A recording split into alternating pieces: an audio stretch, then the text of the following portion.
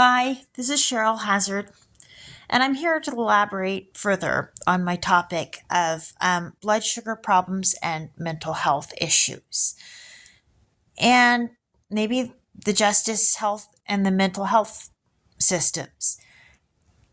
Now, in one study that they did in a prison, they gave the prisoners fish oil, and they found that there was a reduction in violent activity.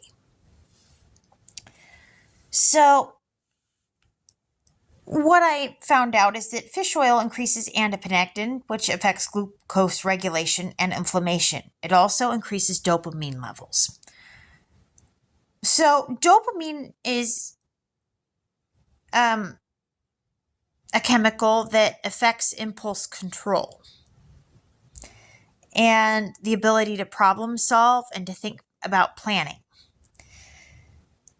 And too much sugar affects the dopamine levels in the brain and can damage the dopamine receptors.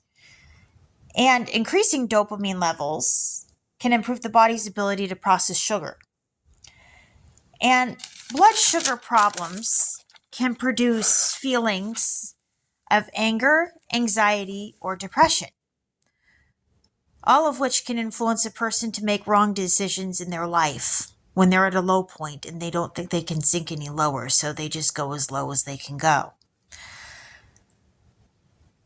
And when you don't think there's a way to do any better, you sink low. Okay, so one can summon God, and that's one way to do things, and I do agree that's a good possibility. But I think the fish oil is also an excellent idea.